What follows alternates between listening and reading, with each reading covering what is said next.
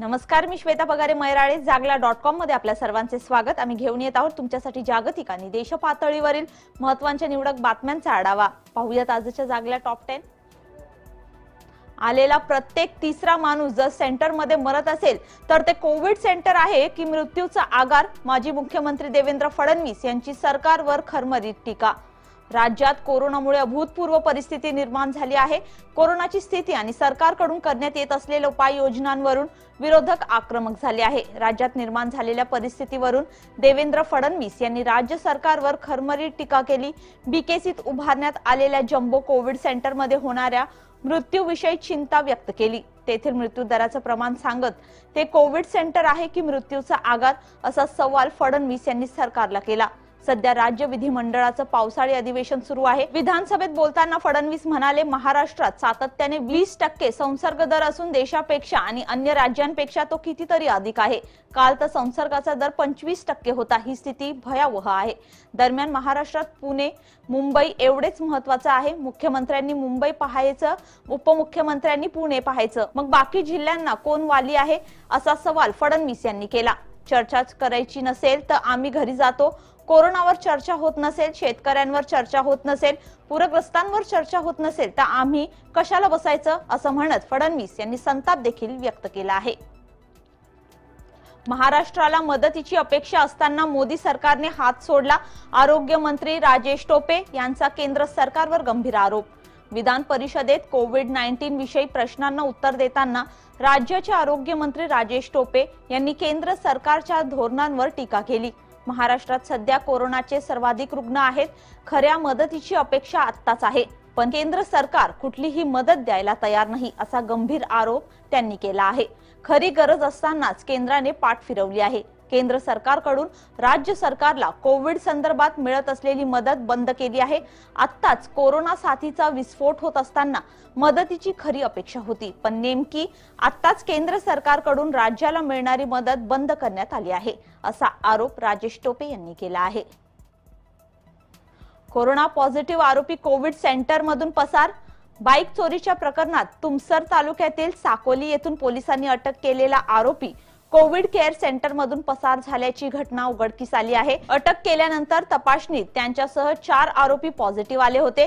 त्यामुळे चौघांनाही साकोली येथील तंत्रनिकेतन मधील कोविड केअर सेंटर मध्ये दाखल करण्यात आले. दरम्यान एक आरोपी येथून पसार झाल्याचे सोमवारी सायंकाळी समजले.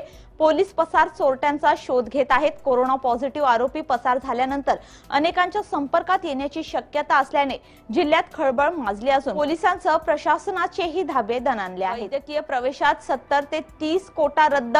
एक महाराष्ट्र एक मेरिट पद्धत लागू.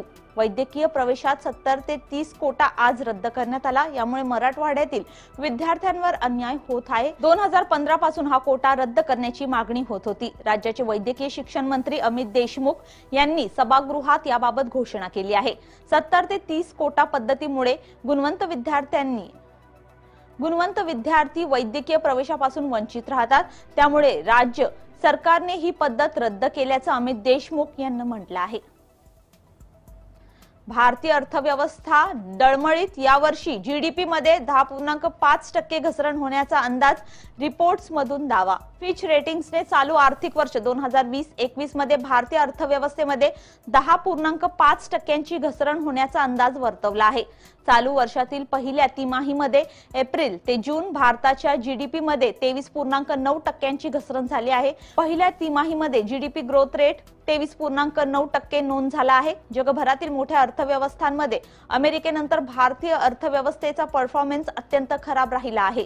गेल्या 40 वर्षात भारतीय अर्थव्यवस्थेमध्ये आलेली ही सर्वात मोठी घसरण पाहायला मिळत आहे. पुणे शहरात विना मास्क बहादारांवर कारवाई करणाऱ्या 2 पोलिसांवर हल्ला. 4घांना अटक. पुणे शहरातील कोरोनाचा प्रादुर्भाव रोखण्यासाठी विना मास्क फिरणाऱ्यांवर सर्वत्र मोठ्या प्रमाणावर कारवाई सुरू आहे.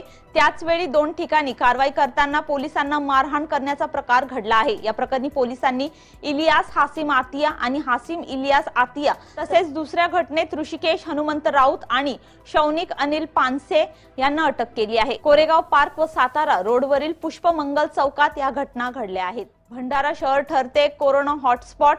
भंडारा शहर कोरोना रुग्णांच्या बाबतीत हॉटस्पॉट बनत असल्याचे चित्र दिसत आहे। आतापर्यंत जिल्ह्यात 2106 कोरोना बाधित आढळले असून त्यापैकी फक्त भंडारा शहरात 757 रुग्ण आहेत। यावर आळा घालण्यासाठी पालिका प्रशासन कठोर पावले उचलण्याच्या तयारीत असल्याचे समजते।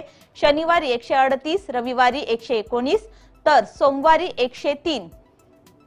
सोमवारी 103 कोरोना बाधित रुग्ण आढळले आहेत। आतापर्यंतच्या रुग्णांपैकी एकट्या भंडारा तालुक्यात 1049 रुग्ण आढळले आहेत। त्यापैकी 757 रुग्ण फक्त भंडारा शहरात आढळले आहेत। फिजिकल डिस्टन्सिंगचा फज्जा, मास्क न वापरणे व आरोग्याच्या दृष्टीने आवश्यक असलेल्या उपाययोजनांना तिलांजली दिली जात असल्याने कोरोना रुग्णांची संख्या सातत्याने वाढत असल्याचे दिसून येत आहे। आजाराबाबत गांभीर्य कमी व भीती जास्त निर्माण केली जात असल्याने आजार कम्युनिटी स्प्रेड झाल्याचे स्पष्ट दिसत आहे। स्थानिक प्रशासन वारंवार आवाहन करीत असले तरी नागरिक त्याला जुमानत नसल्याचे दिसून येत आहे। परिणामी यावर आळा घालण्यासाठी पालिका प्रशासनाने कंबर कसली असून येत्या काही दिवसात कठोर लॉकडाऊन करण्याच्या भूमिकेत दिसत आहे। मुंबईला पीओके बोलणे कंगनाला भोवले, विधान परिषदेत हक्कभंग प्रस्ताव पारित। उद्धव ठाकरे यांचा एकेरी उल्लेख केल्याप्रकरणी रिपब्लिकन टीव्हीचा संपादक अर्नब गोस्वामी विरोधात शिवसेनेने हक्कभंग प्रस्ताव सादर केलेला असताना आता अभिनेत्री कंगना राणावतवरही हक्कभंग प्रस्ताव दाखल झाला आहे। महत्त्वाचे म्हणजे कंगनाने पंगा घेतलेल्या शिवसेने नाही तर महाआघाडीतील मित्रपक्ष असलेल्या काँग्रेसने हा प्रस्ताव दाखल केला आहे। दरम्यान कंगनाच्या ड्रग्ज कनेक्शनची सुद्धा चौकशी होणार असून अध्ययन सुमनची मुलाखत पुरावा म्हणून वापरली जाणार आहे। आता एक आनंदाची बातमी, भारतात दाखल होणार रशियन लस, क्लिनिकल चाचणी सुद्धा होणार सुरू। कोरोनाच्या संसर्गाला अटकाव करण्यासाठी रशियन विकसित केलेल्या स्पुटनिक व्ही ही लस भारतात दाखल होणार आहे। याच महिन्यात ही लस भारतात येणार आहे। या लशीची अंतिम टप्प्यातील चाचणी भारतातही होणार आहे। रशियाने कोरोनाच्या संसर्गाला अटकाव करणारी विकसित केलेली ही लस प्रभावी आणि सुरक्षित असल्याचे समोर आले आहे। ही रशियन लस सामान्यतः सर्दी निर्माण करणाऱ्या अॅडिनोव्हायरस या विषाणूवर आधारित आहे। या लशीची निर्मिती आर्टिफिशियल पद्धतीने करण्यात आली असून कोरोनाचा विषाणू मध्ये आढळणाऱ्या स्ट्रक्चरल प्रोटीनची ती नक्कल करते, त्यामुळे शरीरात एक रोग प्रतिकार शक्ती निर्माण होते। लस चाचणीच्या पहिल्या 2 टप्प्यात ही लस अतिशय सुरक्षित असल्याचे आढळून आले आहे। ही लस टोचल्यानंतर 42 दिवसांनंतरही कोणतेही गंभीर साइड इफेक्ट्स जाणवले नाहीत। त्याशिवाय ही लस 21 दिवसात शरीरात अँटीबॉडी तयार करण्यास सक्षम असल्याचे नुकतेच समोर आले होते। स्पुटनिक व्ही या रशियन लसीचे उत्पादन रशियासह भारत, दक्षिण कोरिया, ब्राझील, सौदी अरेबिया, तुर्की आणि क्युबामध्ये करण्यात येणार आहे। चीनकडून घुसखोरी करत रेंजॉंगला मध्ये घुसण्याचा प्रयत्न, भारत चीनचे 40-50 जवान आमनेसामने, चीनकडून गोळीबार।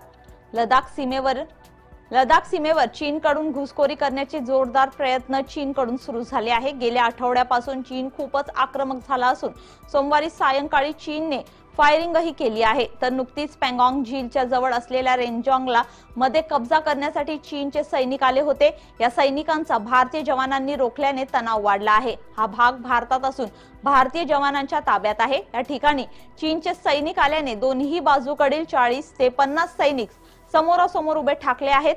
सोमवारी सायंकाळी चीनने लडाखमध्ये घुसखोरीचा प्रयत्न केला। जेव्हा भारताच्या जवानांनी त्यांना रोखले तेव्हा चीनच्या सैनिकांनी गोळीबार केला। हवेत गोळ्या झाडून त्यांनी भारतीय जवानांना घाबरविण्याचा अयशस्वी प्रयत्न केला, मात्र जवानांनी संयम ठेवत चीनच्या सैनिकांना परत हाकलून लावले। तुम्ही पाहत होता देशदुनियातील महत्त्वाच्या निवडक बातम्यांचा आढावा। अपडेट राहण्यासाठी दररोज पहा जागला टॉप 10। आपले YouTube चॅनल सबस्क्राइब करा, बेल आयकॉन प्रेस करा म्हणजे नोटिफिकेशन मिळतील सर्वात अगोदर। आपल्या फेसबुक पेजला देखील आवर्जून भेट द्या, लाईक करा, सी फर्स्ट करा आणि तुमच्या मित्रांनाही सांगा। धन्यवाद।